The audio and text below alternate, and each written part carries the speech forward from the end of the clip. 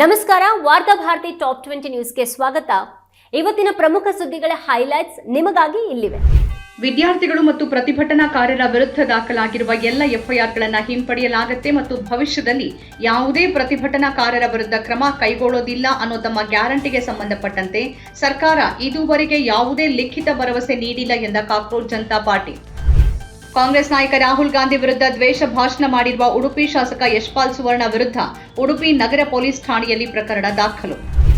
ರಾಜ್ಯದಲ್ಲಿ ತೀವ್ರ ಸ್ವರೂಪದ ಮಳೆ ಕೊರತೆಯ ಮಧ್ಯೆನೇ ಕಾವೇರಿ ನೀರು ಹಂಚಿಕೆ ವಿಚಾರದಲ್ಲಿಯೂ ಕರ್ನಾಟಕ ರಾಜ್ಯಕ್ಕೆ ಹಿನ್ನಡೆ.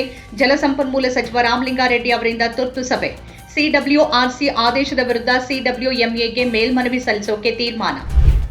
ಕರ್ನಾಟಕದಲ್ಲಿ ಬರದ ಛಾಯೆ ಆವರಿಸಿರುವ ಈ ಸಂದರ್ಭದಲ್ಲಿ ತಮಿಳುನಾಡಿಗೆ 3500 ಕ್ಯೂಸೆಕ್ಸ್ ಕಾವೇರಿ ನೀರನ್ನು ಹರಿಸಬೇಕು ಅಂತ ಹೇಳುವುದು ಸರಿಯಲ್ಲ ಎಂದ ಉಪಮುಖ್ಯಮಂತ್ರಿ ಡಾ ಜಿ ಪರಮೇಶ್ವರ್.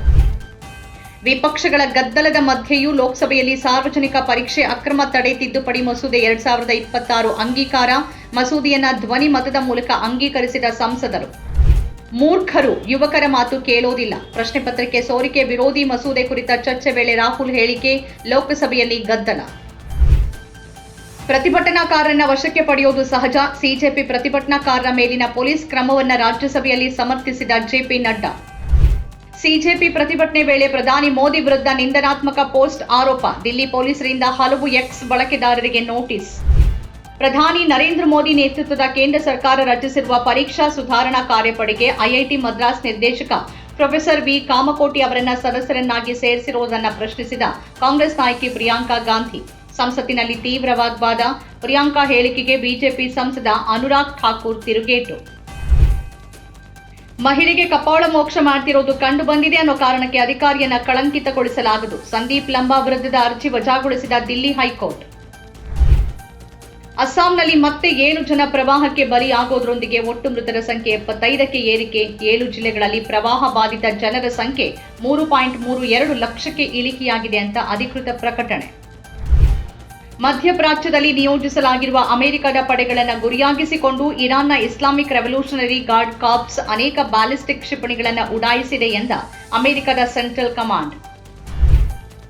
ಅಮಿತ್ ಶಾ ವಿದ್ಯಾರ್ಥಿಗಳ ಮೇಲೆ ಗುಂಡಿನ ದಾಳಿಗೆ ಆದೇಶಿಸಿದ್ರು. ಸಂಸತ್ತಿನಲ್ಲಿ ರಾಹುಲ್ ಗಾಂಧಿ ಆರೋಪ. ಗೃಹ ಸಚಿವ ಅಂತ ಕರೆಯಲ್ಪಡೋರಿಗೆ ಲೋಕಸಭೆಗೆ ಬರೋಕೆ ಧೈರ್ಯವಿಲ್ಲ ಎಂದ ರಾಹುಲ್ ಗಾಂಧಿ.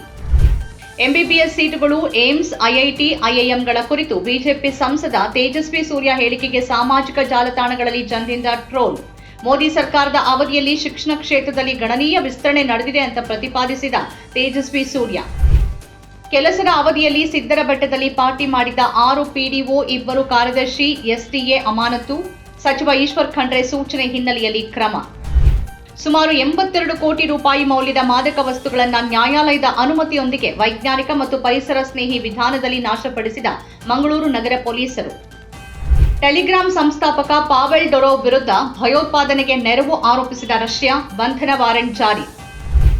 2028ರಲ್ಲಿ ಕಾಂಗ್ರೆಸ್ ಸ್ಥಾನಗಳು 50ರಿಂದ 60ಕ್ಕೆ ಕುಸಿತ. ಬಿವೈ ವಿಜಯೇಂದ್ರ ಭವಿಷ್ಯ. ಕಾವೇರಿ ವಿಚಾರದಲ್ಲಿ ಸರ್ಕಾರದ ವೈಫಲ್ಯ ಖಂಡಿಸಿ ಜುಲೈ 31ರಂದು ಮಂಡ್ಯದಲ್ಲಿ ಬಿಜೆಪಿ ಪ್ರತಿಭಟನೆ. ಭಾರತದ ಮುಖ್ಯ ನ್ಯಾಯಮೂರ್ತಿಗಳ ಮುಂದೆ ತುರ್ತು ವಿಚಾರಣೆಗೆ ಪ್ರಕರಣಗಳನ್ನು ಪ್ರಸ್ತಾಪಿಸುವ ವೇಳೆ ನಡೆಯುವ ಲೈವ್ ವಿಡಿಯೋ ಕಾನ್ಫರೆನ್ಸಿಂಗ್ ಪ್ರಸಾರದ ಆಡಿಯೋವನ್ನ ಮ್ಯೂಟ್ ಮಾಡಬೇಕು ಅಂತ ಆದೇಶಿಸಿದ ಸುಪ್ರೀಂ ಕೋರ್ಟ್. ಕಾಮನ್ವೆಲ್ತ್ ಗೇಮ್ಸ್ 2026ರ ವೇಟ್ ಲಿಫ್ಟಿಂಗ್ನಲ್ಲಿ ಭಾರತದ ಪ್ರಾಬಲ್ಯ ಮುಂದುವರೆದಿದ್ದು, ಮಹಿಳೆಯರ 69 ಕೆಜಿ ವಿಭಾಗದಲ್ಲಿ ಬೆಳ್ಳಿ ಪದಕ ಗೆಲ್ಲುವ ಮೂಲಕ ಪ್ರಾಬಲ್ಯ ಉಳಿಸಿಕೊಂಡ ಹರ್ಜಿಂದರ್ ಕೌರ್. ನಮ್ಮ ಕಾರ್ಯಕ್ರಮಗಳನ್ನು ನೀವು ನೋಡ್ತಾ ಇದ್ರೆ ನಮ್ಮ ಚಾನೆಲ್ ಅನ್ನ ಸಬ್ಸ್ಕ್ರೈಬ್ ಮಾಡಿ, ಪಕ್ಕದ ಬೆಲ್ ಐಕಾನ್ ಒತ್ತಿ ನಮ್ಮನ್ನ ಬೆಂಬಲಿಸಿ. ಹಾಗೆ ನಮ್ಮ ಕಾರ್ಯಕ್ರಮಗಳನ್ನ ಲೈಕ್ ಮಾಡಿ, ಕಮೆಂಟ್ ಮಾಡಿ, ಅದನ್ನ ಬೇರೆಯವರಿಗೂ ವಾಟ್ಸ್ಆಪ್ ಮೂಲಕ ಶೇರ್ ಮಾಡಿ. ನೀವು ಹೀಗೆ ಮಾಡಿದಾಗ ನಮ್ಮ ಚಾನೆಲ್ ಇನ್ನಷ್ಟು ಮತ್ತಷ್ಟು ಜನರಿಗೆ ತಲುಪಲು ನೀವು ನಮ್ಮೊಂದಿಗೆ ಸಹಕರಿಸಿದ ಹಾಗಾಗುತ್ತೆ. ಇದು ನೀವು ಯಾವುದೇ ಖರ್ಚಿಲ್ಲದೆ ಕೆಲವೇ ಸೆಕೆಂಡುಗಳಲ್ಲಿ ನೀಡಬಹುದಾದ ಸಹಕಾರ. ಧನ್ಯವಾದಗಳು.